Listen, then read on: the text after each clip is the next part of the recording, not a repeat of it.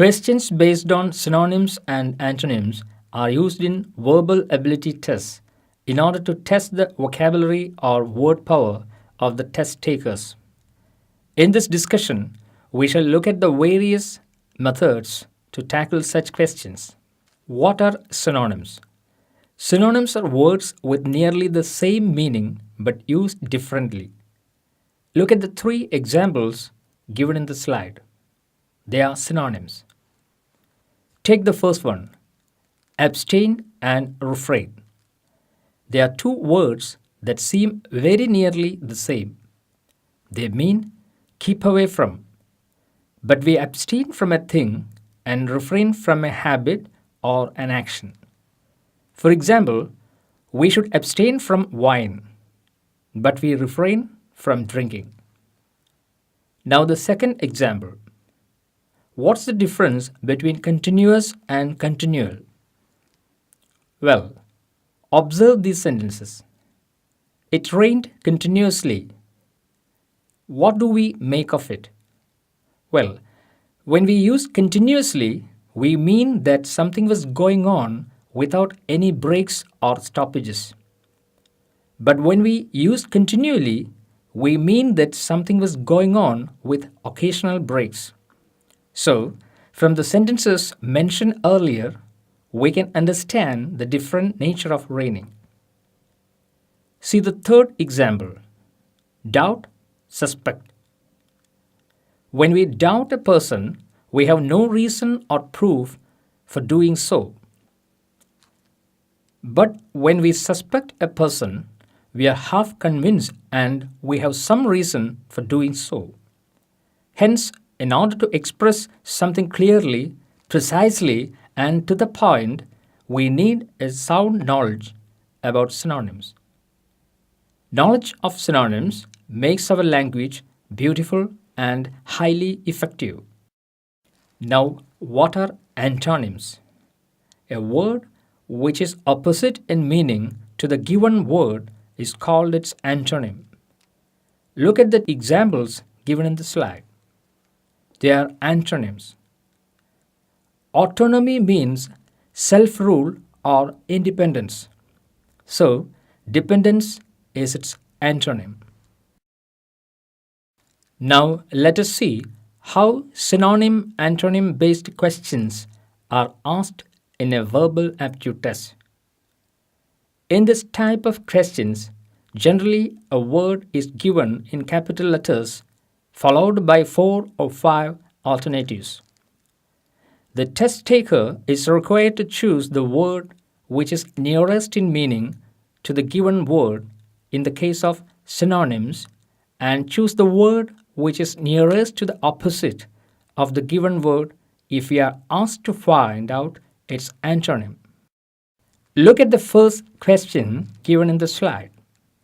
Here we are asked to find out the synonym or the word nearest in meaning to the question word or capitalized word. The word diligent means hardworking. So, another word for it could be laborious. Hence, the answer is option C.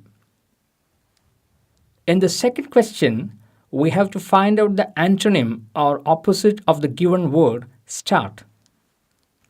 Options A and B are antonyms of the word open, and option C end, opposite is begin. So the correct antonym of start is finish. In order to answer synonym-antonym questions, first of all, we have to find out the meaning of the question word. How can we identify the meaning of the given word, especially if it is unfamiliar? Well, there are some testing tactics which will help us to understand the meaning of difficult words. Remember, these testing tactics can apply to both synonyms and antonyms based questions. Let us familiarize them one by one. The first tactic is, if we do not recollect the meaning of the capitalized word, think of a phrase or a sentence in which we have heard it used.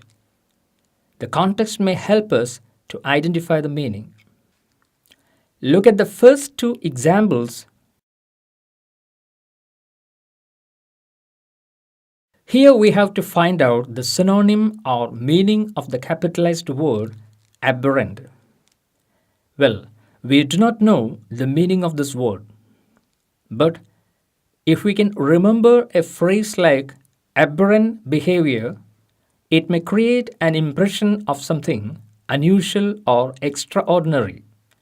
A person with an aberrant behavior is not a normal individual. Now let us check the answer options. Here we can see that except option D, none of the other options reflects anything unusual. So the right synonym is option D, abnormal. In the second example given there, we have to find out the antonym or opposite of the given capitalized word magnified. What phrase comes to our mind when we see this word? The term magnifying glass should immediately come to our mind. What does a magnifying glass do? It enlarges things. So we have to find out the opposite of enlarging. The opposite of enlarging something is to make it smaller or diminish it. So the answer is choice D. This technique is highly useful to test takers with a sound memory. The second tactic is to identify the parts of speech of the capitalized word to find out its synonym or antonym. This is because in English, a word can be used in different parts of speech. The meaning of a word is determined by its part of speech. For example, the word sow can be used as a noun and a verb. As a noun, it means a female pig, but as a verb, it means put seed in the soil. So, when we look at a particular capitalized word, we may not know whether we are dealing with a noun, adjective, or verb.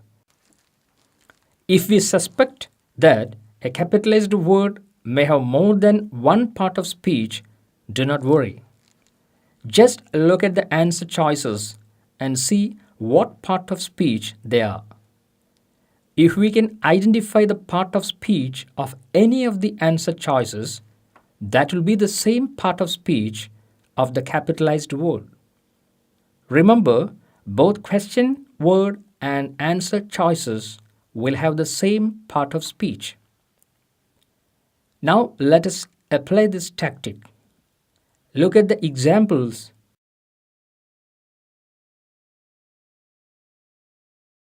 In the example 3, we do not know the part of speech of the given word precipitate.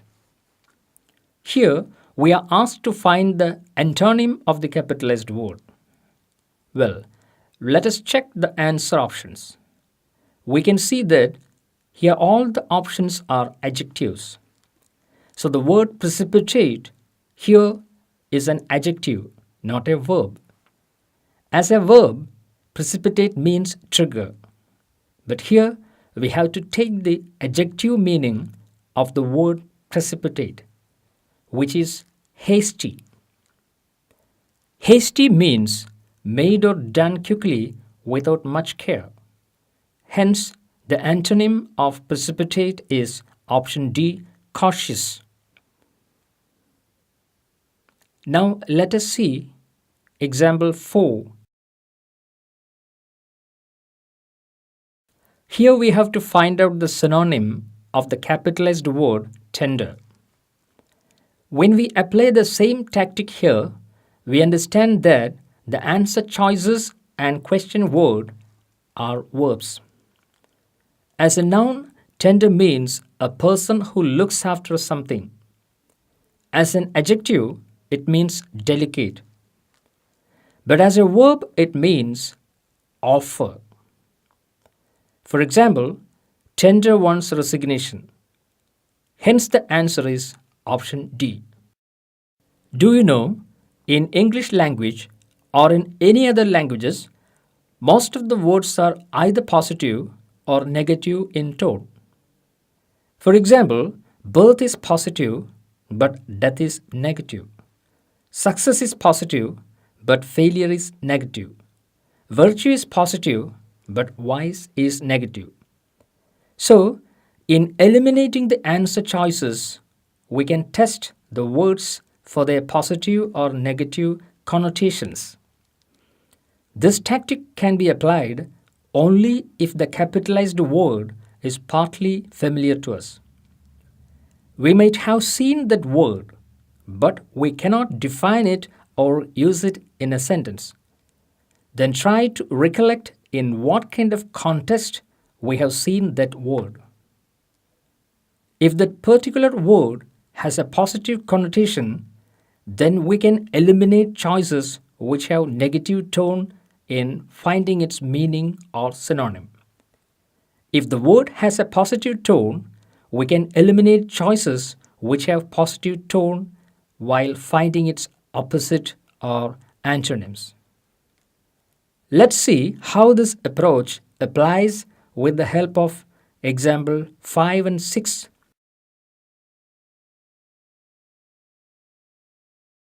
Here we are asked to find out the synonym of the capitalist word pension.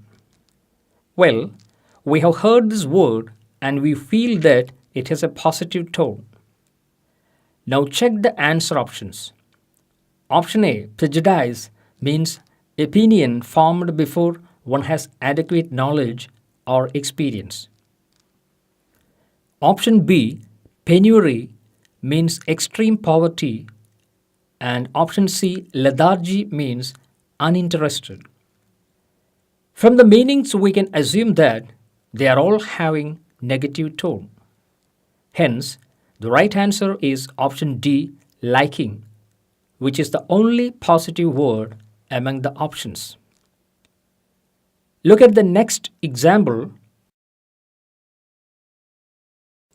In the example 6, we are asked to find the antonym or opposite of the capitalized word. If we are sure that the word commend has a positive feel, we can eliminate all choices which have positive connotation to find out its antonym. Option A, admire, and option B, extol, have the same meaning, that is praise. So options A, B, and C are positive in tone. The only word which is negative in tone is option D, criticize. Hence, that will be the answer. Another tactic we should apply is to consider the different meanings of the capitalized word or the question word. In English language, many words have primary as well as secondary meanings. So we must understand the correct meaning of the capitalized word in the given context. When we check the answer options, if we feel that none of the choices is right, take another look at the capitalized word and think of its secondary meanings. In aptitude tests, the test makers use less known meanings of the familiar words. So, we must have a thorough knowledge of the different meanings of the same word. Let us look at the examples.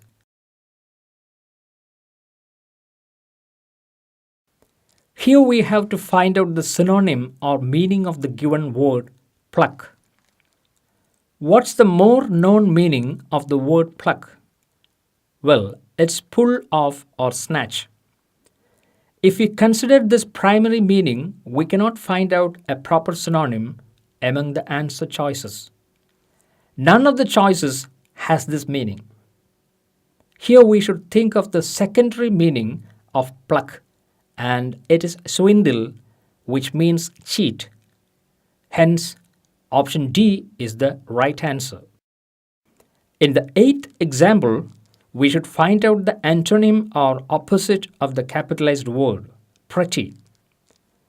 In order to find out the antonym of the question word, first of all, we should identify the meaning of the word in the given context.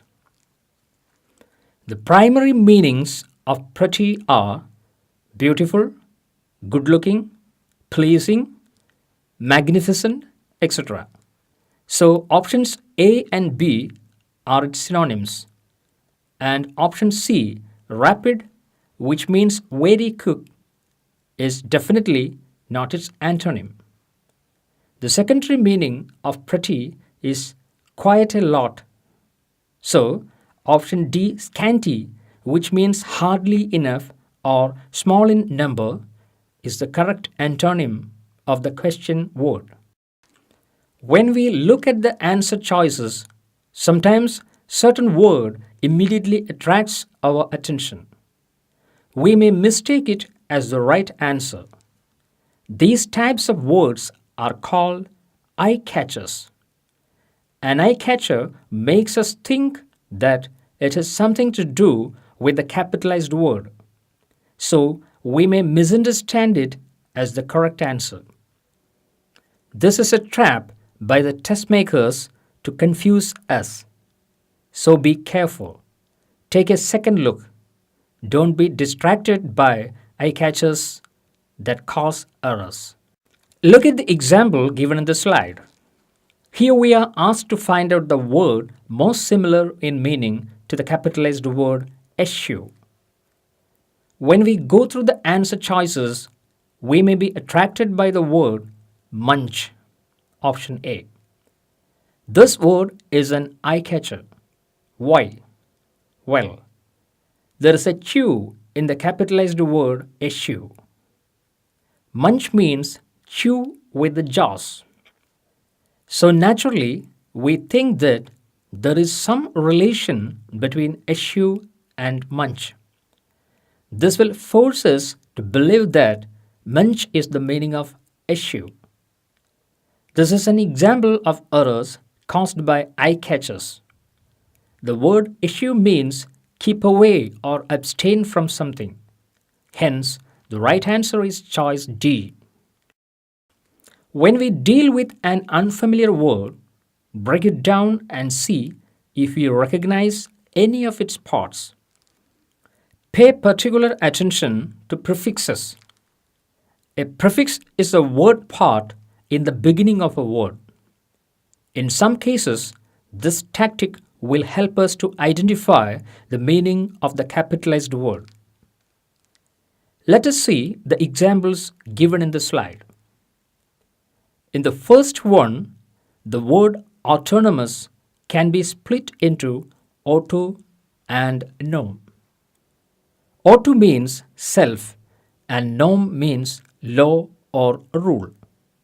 So autonomous means self-rule, self-governing or independent. In the second example, the word disparity has two main parts. The prefix dis means no and par means equal. So disparity means not having equality or inequality. We can break the third example, neologism, into new, which means new, and log, meaning word. So the word means a new word or speech. Breaking down the unfamiliar words into recognizable parts helps us to identify the meaning of the capitalized word or question word. Once we know the meaning of the question word, it will not be that much difficult to guess its meaning or opposite. As we know, in English, the meaning of a word is determined by the part of speech of that word. Generally, a word can be seen in four parts of speech, that is, noun, adjective, verb, and adverb. Sometimes a word in a particular part of speech may be unfamiliar to us, yet we may recognize it easily in another part of speech. So, when we confront an unfamiliar word, change it from one part of speech to another. A word in noun form may be unfamiliar to us, but its verbal form may be familiar to us. By changing the end part of a word or suffix, we can change its part of speech. Let us see some examples. Here, the word synchronous is an adjective and it is not familiar to us. When we change it into verb form, synchronize, it becomes a familiar one. For example, synchronize your watches. Synchronize means happen at the same time. In the second example, piety is a noun which is unfamiliar, but its adjective form, pious, is more familiar. Pious means devotional, and hence piety means devotion. The third example, embryonic, is an adjective. If we cut off its suffix "nic", we get its noun form embryo. Embryo means offspring of an animal in the early stage of its development. So, changing unfamiliar words from one part of speech to another is an effective tactic to identify their meaning. Let us also think of a synonym or antonym for the question word before we look at the answer choices. And then read all the choices before deciding which is the most suitable one. Use all the tactics we have gone through to perform well when you are confronted with questions based on synonyms and antonyms. Make it a habit to read newspaper articles and stories to enrich your vocabulary. Good luck. Thank you.